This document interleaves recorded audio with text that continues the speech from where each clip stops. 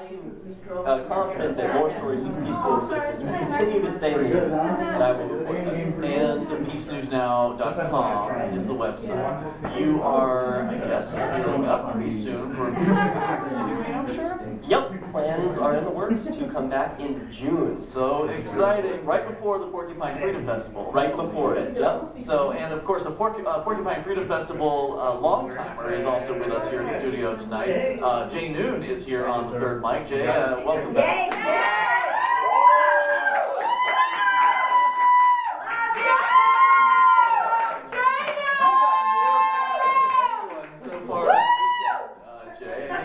Fans out there in the audience. Now, Jay, for our longtime listeners know you, newer listeners may not know. So, Jay, you are somebody who's a hero of mine. You actually owned a house in Palmer, Massachusetts. Palmer. It's just a crappy little town. And I say that because of the bureaucrats. It would probably be really nice if it weren't for the horrible government bureaucrats working there. But these people basically believe they own the house.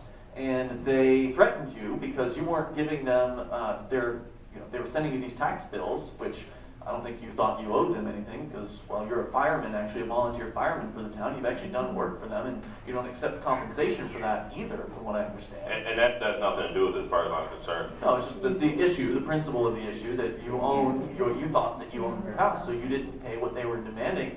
They ended up stealing your house from you. No, absolutely, mafia style. I mean, kind of like the stuff you would expect to happen in, like, Mexico, where there's, nothing but gangs and mobs.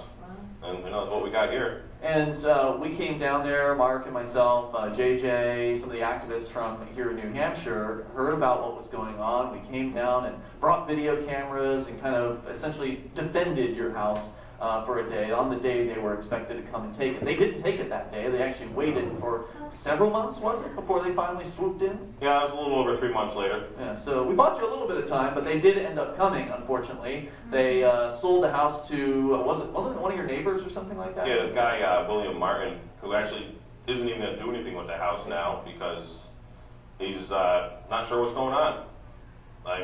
We told him that he was buying stolen property and he may be buying himself a seat in a lawsuit. Now, you are also, not only are you willing to stand up for what you believe in and put something big on the line. Most people wouldn't be willing to A, stand up in the first place at all, or B, put something like their own house or their property on the line. So you're a hero from that aspect. Another thing you do is you're a legal theorist and you're a researcher and you do a lot of work kind of learning about the court system and things that maybe are a little esoteric about the court system. Of course, to most people, the court system is esoteric. I mean, it's legalese, or these words that look like they're English, but in point of fact, they have different definitions from the actual English words in a lot of cases, and it's very confusing. The whole system is built to be confusing, but you're somebody who believes you figured out some stuff about this system. I'm skeptical, and we've had this relationship before. I'm a skeptic because I've done some of the same research.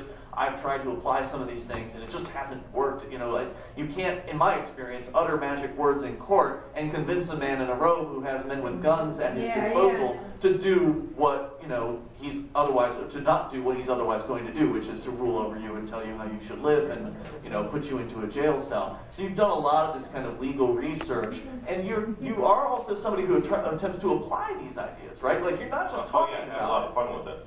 One thing my dad taught me, if you're not having fun, you're not doing it right.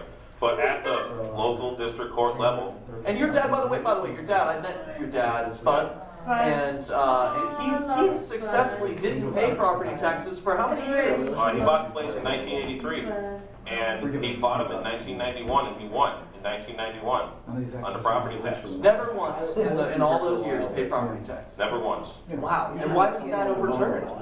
Well, nothing was overturned. What happened in 1991 is they took him to court, and my father appeared in court and he said, I want you to produce the instrument I signed that compels me to participate in a property tax scheme. Exactly. And the town's lawyer actually started laughing and said, imagine that. He wants us to produce an agreement he signed.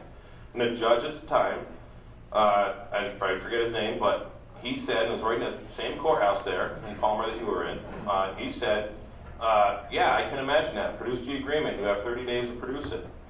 So 30 days later, my father went back to court, and the town solicitor just never showed up. So it was all dismissed, the whole property tax case. Now what they did is they zeroed out the taxes from like 1983 to like 1991 on their tax rolls.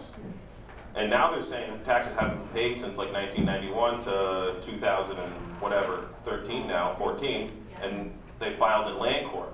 So what, they want to go through the same They're cycle? coming back? They're coming back? Well, they came back at my father's property in land court. And land court is one of these legislative created, administrative courts that is not of the judiciary, and it's just rubber stamps everything for the towns. When did they file this new motion or filing? They filed a new complaint in like 2010, I believe it was, or end of 2011. Now, your father unfortunately passed away a couple of years ago, if I'm recalling correctly. About a year ago, January. Yeah, and so what's happening now? I mean, did you inherit, or who inherited Well, your property? so I'm the oldest of 4 boys, and my father, in 2011, end of 2011, we fought him in land court.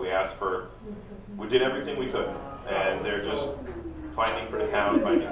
So at the final hearing, the day before the final hearing in land court, my father did what was called a notice of removal from federal court, and he filed what would be known as a Title 42 1983 action type civil suit against the town of Palmer.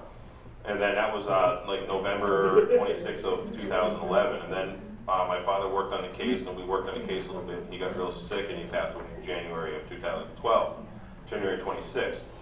So anyways, I inherited the case, me and my brothers. So I filed a first amended complaint, and then they all did motions to dismiss, and I did my motions to strike, and then they did so I sued land court. I sued the land court recorder. I sued the town's lawyer, Peter A. Brown, who we met a couple times. I sued the tax collector, the tax assessor, the town of Palmer, the town manager, and there's a few other people I'm forgetting about. But all in the same suit? All in the same lawsuit. Okay. As individuals? Yes. Well, I sued them both in their private capacity and their official capacity. Wow. So the first lawsuit was like, I don't know, 40 pages long. It was a real struggle to put it all together for me because my father passed away, and then a couple weeks later I got into the federal courthouse and I'm talking to the clerk, hey, what do I do? And then all of a sudden it's like I only got like 8 or 9 days to have this all wrapped up. So I'll tell you guys more about Hold it. that thought. I want to get to the rest of this here in a moment. We'll get up to speed. We'll look at what's going on with Jay Noone in the courtrooms. And you are a Free State Project participant, by the way. Is that right? Yes. So you're planning a move to New Hampshire, and I'm just really looking forward to seeing how Jay does versus Judge Burke in Keene or wherever. Because I really want to bring a camera in to record him in court. That hasn't happened yet. More on the way. It's Free Talk Live. I'm interested in getting some Bitcoins.